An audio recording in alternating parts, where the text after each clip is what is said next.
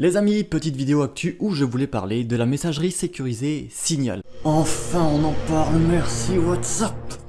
On a entendu récemment dire que les conditions d'utilisation de WhatsApp vont changer le 8 février prochain avec toujours plus de partage de données et du coup les utilisateurs migrent massivement vers Signal. Pas celui-là mais celui-là. Ça y est, 20 secondes de vidéo, il commence déjà avec un placement de produit l'autre. Alors comment l'installer, comment importer les contacts depuis WhatsApp ou d'autres, et comment ça fonctionne en fait.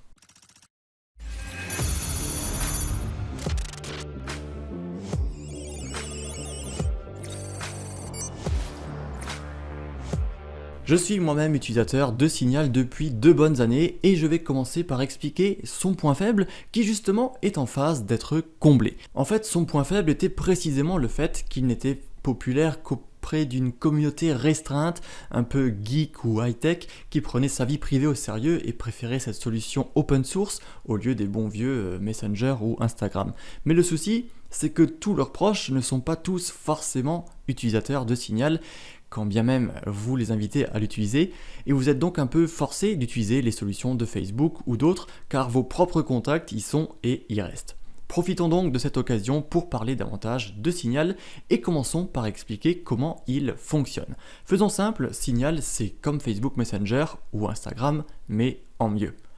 Signal chiffre vos conversations de bout en bout, cela veut dire que l'émetteur enverra un message chiffré automatiquement à partir de son ordinateur ou de son smartphone et le message chiffré arrive ensuite au destinataire qui lui et seulement lui pourra voir le message déchiffré. En d'autres termes, ni Signal ni d'autres personnes ne peuvent voir le message durant son stockage ou son transport. C'est entre vous et votre destinataire. Vous pouvez ainsi automatiquement envoyer des messages chiffrés à votre liste de contacts actuels sur votre téléphone à partir du moment où ils ont eux aussi installé Signal. Et ensuite, c'est une application de messagerie tout à fait classique avec la possibilité de recevoir des accusés de réception et de lecture de messages, la possibilité de passer des messages vocaux, vidéos, la possibilité d'envoyer des pièces jointes également, la possibilité d'avoir des conversations de groupe bien sûr, la possibilité de s'envoyer des documents à soi-même et surtout la possibilité d'effacer des messages à la demande même 2 ans après.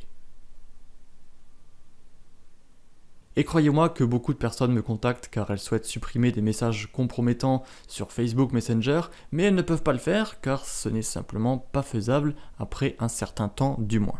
Avec Signal, vous pouvez même définir des messages éphémères avec donc une expiration automatique dans X secondes ou minutes ou même semaines. Et si cela ne vous suffit toujours pas, vous aurez un bouton dans les paramètres vous permettant de supprimer absolument toutes vos données en un seul clic. Alors là, vous allez peut-être encore pouvoir me dire qu'on ne sait jamais, peut-être que quelque chose est tout de même enregistré ici ou là, un peu comme avec les VPN, et vous aurez d'ailleurs raison de vous méfier.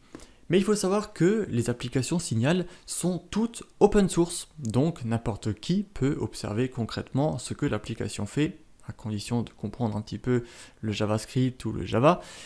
Mais de plus, Edward Snowden, grand défenseur de la vie privée et de la liberté d'expression, recommande en personne Signal. Vous y voyez également Bruce Schneier, alors son nom ne vous dit peut-être pas grand-chose, mais c'est lui aussi un grand nom du domaine de la cryptographie. C'est en fait l'inventeur de l'algorithme de chiffrement Blowfish, utilisé dans Twofish, qui est plus ou moins équivalent à AES. Et AES, il est pour rappel considéré comme le fameux chiffrement de grade militaire, car l'Agence nationale de sécurité américaine le recommande pour le chiffrement des documents classés top secret. Bon, du coup, comment installer Signal ? D'abord, rendez-vous sur le site officiel signal.org/fr et cliquez sur Obtenir Signal. Choisissez votre périphérique, il est disponible bien sûr sous Windows, Android, iOS et aussi Mac ou Linux. Vous aurez ainsi une chose importante à faire pour commencer, configurer un NIP Signal.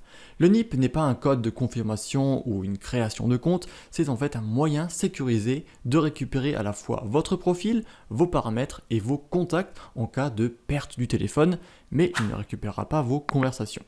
Et il vous permet également d'éviter que d'autres personnes ne s'inscrivent à votre place avec par exemple votre numéro de téléphone ou votre nom. Et il vous servira d'ailleurs à faire d'éventuelles migrations sécurisées si vous changez de téléphone. Signal vous fera ensuite des rappels automatiques de NIP pour vous aider à vous en souvenir, ça c'est pratique pour moi, mais vous pouvez le désactiver si besoin.